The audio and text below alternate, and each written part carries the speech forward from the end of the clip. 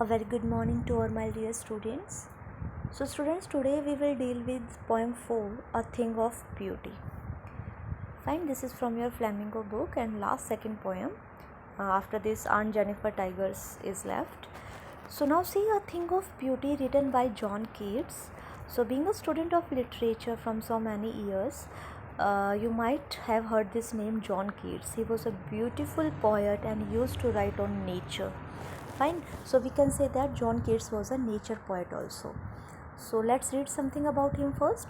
John Keats 1795 to 1821 was a British romantic poet. Although trained to be a surgeon, Keats decided to devote himself wholly to poetry. Keats' secrets his power to sway and delight the readers lies primarily in his gift for perceiving the world and living his moods and aspiration in the term of language. देखो बेटा, मैं यहाँ आपको बताती हूँ, John Keats जो थे उनका ट्यूबरक्लोसिस टीबी से उनकी डेथ हुई थी and he died at the age of 27 और 28. तो इतनी शॉर्ट एज में भी उन्होंने इतनी ब्यूटीफुल नेचर पोइट्री लिखी है कि ऐसा बोला जाता है कि अगर जॉन कीट्स कुछ 10 या 12 ईयर्स और अगर ज़िंदा रह जाते तो वो विलियम शेक्सपियर को भी टक्कर दे सकते थे. He was such a great personality and a great poet. Fine, so the following is an excerpt from the poem Endymion, a poetic romance. The poem is based on a Greek legend in which Endymion, a beautiful young shepherd and poet who lived in Mount Latmos, had a vision of Cynthia, the moon goddess. The enchanted youth resolved to seek her out, so wandered away through the forest and down under the sea. अब इसका मैं एक rough idea देती हूँ. सबसे पहली बात ये कि जो जॉन कीट्स है, इनकी पोइट्री में आपको मैक्सिमम जर्नल माइथोलॉजी मिलेगी, जर्मन वर्ड्स मिलेंगे, क्योंकि ग्रीक वर्ड्स, क्योंकि ये ग्रीक माइथोलॉजी से काफ़ी ज़्यादा इंस्पायर्ड थे. अब यहाँ पे सिंपल सी बात ये बताई गई है कि ये जो पोएम है a thing of beauty, this is a very important poem from your exam point of view also. ये उनकी कंप्लीट पोएम है एंडेमियन. उसका एक छोटा सा पार्ट है, उसका एक छोटा सा आपको यहाँ पे स्ट्रेंजर्स कुछ दिए गए हैं, स्मॉल पार्ट दिया गया है. और ये कंप्लीट पोएम बहुत ही beautiful and it's a long poem. Fine, तो इसमें एक शेफर्ड की लव स्टोरी है जो मून गॉडेस को लेके अट्रैक्टेड है. जो बच्चे पूरी पोएम पढ़ सकते हैं वो इसको डाउनलोड करके इसका पढ़ सकते हैं, अदरवाइज़ आपको इतनी डिटेल में जाने की ज़रूरत नहीं है. So let's start the poem. Yes, from here. Now see, before you read, what pleasure does a beautiful thing give us? देखो, हम सबको ब्यूटी अच्छी लगती है बेटा. This is the darkest truth of our life that we all are attracted by beauty. कुछ ज़्यादा कुछ कम. Are beautiful things worth treasuring? क्या ब्यूटीफुल थिंग्स क्या हमारे लिए रियल में एक ट्रेजर है? देखो, यहाँ पे ब्यूटी का मतलब सिर्फ फिज़िकल अपीयरेंस की बात नहीं कर सकते कि ह्यूमन बींग्स में हाँ अट्रैक्टिव है, पर्सनैलिटी अच्छी है या हैंडसम है, ब्यूटीफुल है, सिर्फ वो नहीं. यहाँ पे सारी ब्यूटीफुल चीज़ों में आप देखो डे टू डे लाइफ में भी कर सकते हो. कोई कप है, उसका डिज़ाइन बहुत अच्छा है, उसका कलर बहुत अच्छा है, वो भी एक ब्यूटी है जो आपको अच्छी लगती है. स्पेशली घर में आपने देखा भी होगा, छोटे बच्चे या फिर आप होते हो कि बस मुझे तो इसी कप में चाय पीनी है, मुझे इसी कप में दूध सर्व करो. क्यों? क्योंकि वो एक ब्यूटी है जो आपको हमेशा अट्रैक्ट करती है. आप कोई ड्रेस खरीदते हैं वो बहुत ब्यूटीफुल है, कोई टी शर्ट है, आपके शूज़ हैं. आप जब शॉप पे परचेज़ करने जाते हो तो जो आपको आई कैचिंग लगता है वही चीज़ हम लेते हैं. तो हम सब अट्रैक्ट होते हैं ब्यूटी से. सो कहते हैं ब्यूटी क्या है और ब्यूटी हमें क्या देती है. और जैसा मैं आपको हमेशा बताती हूँ कि पोएट का काम ही होता है just playing with words. Fine, तो वो अपने राइम बनाने के लिए कुछ वर्ड्स को शॉर्ट भी करता है, कुछ वर्ड्स का मीनिंग वो डबल यहाँ पे करता है. तो हम वो सब यहाँ पे डील करेंगे. Again I am repeating, this is very important for your exam point of view. Let's start. A thing of beauty is a joy for ever. ये कोई ऐसी नई लाइन नहीं है जो हम पहली बार सुन रहे हैं बेटा. ये आपने कहीं ना कहीं सुनी भी है, पढ़ी भी है. तो पोएट कहता है कि a thing of beauty is a joy for ever. वो हमेशा हमें खुशी देती है, हमेशा हमें जॉयफुल रखती है. It's loveliness increases. और इसकी जो प्रिटीनेस है ना वो हमेशा इंक्रीज होती है. It will never pass into nothingness. इसकी वैल्यू कभी भी कम नहीं होगी. So first three lines are very simple. A thing of beauty is a joy forever. Its loveliness increases. It will never pass into nothingness. तो poet तो हमारे हैं ही बहुत बड़े एडमायरर ब्यूटी के, तो वो एक्सेजरेटिंग भी करेंगे चीज़ों को. तो कहते हैं कि इसकी चीज़ें कभी भी ब्यूटी जो है वो नथिंगनेस, यूजलेस कभी नहीं होगी. But will keep a bower quiet for us. अब देखो, बावर होता है शेड. जब दो ट्रीज़ आपस में मिलते हैं, या फिर हम कह सकते हैं कि बहुत वाइड अगर ट्री है जो हमारे ऊपर एक क्राउन सा बनाता है, हमें एक शेड देता है, उसको हम बावर बोलते हैं.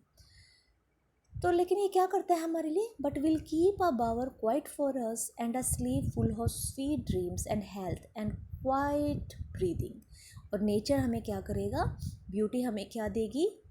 हमें एक ऐसी स्लीप देगी जो फुल ऑफ स्वीट ड्रीम्स है, अच्छी हेल्थ हमें देगी, और हमें फ्रेश एयर में सांस लेने का मौका देगी. यानी कि नेचर हमें बहुत कुछ प्रोवाइड करता है. थिंक ऑफ ब्यूटी, यहाँ पे पोएट नेचर को बता रहा है, ट्रीज़ को, प्लांट्स को. ये आगे एक्सप्लेन भी करेगा आपको. तो यहाँ पे जो थिंग ऑफ ब्यूटी है वो पोएट के लिए नेचर है, प्लांट्स है. और वही प्लांट्स हमें क्या देते हैं? फुल ऑफ स्वीट ड्रीम्स हमें देते हैं, अच्छी हेल्थ हमें देते हैं, और हमें फ्रेश एयर ब्रीथ करने के लिए देते हैं. देयरफॉर, इसलिए, ऑन एवरी मोरो. नाउ सी मोरो, यहाँ पे बेटा टुमोरो को मोरो लिखा हुआ है for the rhythmical sense of the poet. तो कहते हैं, so on every tomorrow are we reading a flowery band to bind us to the earth. हम क्या कर रहे हैं? हम एक बैंड बना रहे हैं. हम अपनी इमेजिनेशंस का, हमारी थिंकिंग का, हम कुछ ना कुछ ऐसी प्लानिंग करते हैं, कुछ ना कुछ इस तरीके का अपने लिए एक सर्कल क्रिएट करते हैं जो हमें अर्थ से जोड़े रखता है. हम फाइट करते हैं, हम एवरीडे न्यू एम्बिशंस के साथ उठते हैं, हम हर एक नई चीज़ के लिए एक्सपेक्टेशंस करते हैं, और ये सब चीज़ें हम करते हैं spite of despondence. In spite कहते हैं हालांकि बहुत निराशा है हमारी लाइफ में. किस चीज़ की? Of the inhuman dearth. Inhuman dearth मतलब कमी. किस चीज़ की? Of noble nature, of the gloomy days, of all the unhealthy and over darkened ways made for our searching. Yes, in spite of all some shape of beauty moves away the pall from our dark spirits.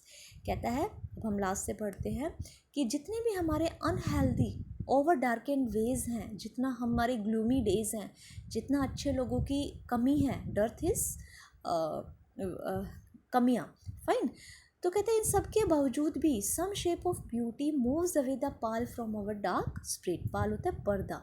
कुछ ऐसी beautiful चीज़ें हैं जो हमारी dark spirits के ऊपर से पर्दा हटाती हैं और हमें न्यू रे ऑफ होप देती हैं. और वो कौन कौन सी ब्यूटीफुल थिंग्स हैं वो देखो. Such the sun, the moon, trees old and young, sprouting a shady boon for simple sheep. अब देखो, अब उसने ब्यूटीफुल चीज़ें भी बता दी. पहले वो बताता है कि कुछ ऐसी चीज़ें हैं जो हमारी डार्क स्पिरिट से पर्दा हटाती हैं और हमें एक रियलाइज़ करवाती हैं कि हम कहाँ गलत है, कहाँ सही है. फिर वो थिंग्स ऑफ ब्यूटी भी बता देता है, लाइक सन, मून, फाइन. और ये ट्रीज़ जो क्या करते हैं, शीप को मतलब शीप यहाँ पे एनिमल बताया गया है जिनको एक शेड वो प्रोवाइड करते हैं, जिनके नीचे वो बैठ के रिलैक्सेशन करती हैं. एंड सच आर डैफोडिल्स, जैसे कि डैफोडिल फ्लावर्स हैं, वो ब्यूटीफुल चीज़ें हैं, उनको देख के हमें अच्छी इंस्पिरेशन मिलती है. अब आप डैफोडिल छोड़ो, आप रोज़ देख लो. अब अगर आप रोज़ेज़ अगर आप देखते हो तो रोज़ेज़ आपको एक फ्रेश, एक अच्छी फ्रेगनेंस और एक अच्छा आपका मूड जो है वो चेंज करते हैं ब्यूटीफुल चीज़ें, fine. With the green world they live in and clear rills that for themselves a cooling covert make against the hot season. ये against फिर से बेटा against है, ये यहाँ पे नहीं लिखा गया है. तो यहाँ पे बताया गया और चीज़ें क्या क्या हैं, जैसे द ग्रीन वर्ल्ड जो फॉरेस्ट है जहाँ पे ये सारे चीज़ें रहती हैं. क्लियर रिल्स जो साफ़ सुथरे झरने हैं, वो क्या करते हैं? That for themselves a cooling covert make against the hot season. जो हॉट सीज़न में एक कूलिंग कवर्ट देते हैं नेचर को, इन एनिमल्स को. द मिड फॉरेस्ट ब्रेक, झरना, rich with a sprinkling of fair musk rose blooms, और कहते हैं ऐसे झरने फॉरेस्ट के अंदर जहाँ पे मस्क रोज़ खिले होते हैं। मस्क रोज़ हम जंगली गुलाब हम कह सकते हैं जो फॉरेस्ट में ही लगते हैं। फाइन, ये सारी चीज़ें क्या हैं, ये थिंग ऑफ ब्यूटी हैं। And such too is the grandeur of the dooms we have imagined for the mighty dead, और कहता है यही एक शान, यही एक ग्रैंड्योर है हमारे माइटी डैड्स का, यही ब्यूटीफुल, यही अच्छी एक कॉन्फिडेंस, एक पॉजिटिविटी हमें उनकी स्टोरीज़ देती हैं जब हम उनके बारे में इमेजिन करते हैं। O lovely tales that we have heard or read, and endless fountain of immortal drink pouring on to us from the heaven's brink.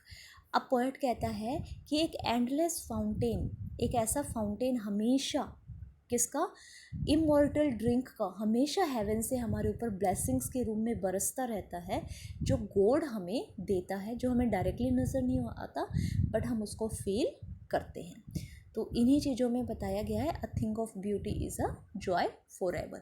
I have given you line by line explanation in your study notes. अगर आपको कुछ भी इसमें doubted रह जाता है आप उसमें गो थ्रू कीजिए 2 टाइम्स 3 टाइम्स 4 टाइम्स, आप उसको स्टडी करोगे तो आपको एक एक वर्ड जो है वो बहुत अच्छे से क्लियर हो जाएगा। Poem is very simple. Fine.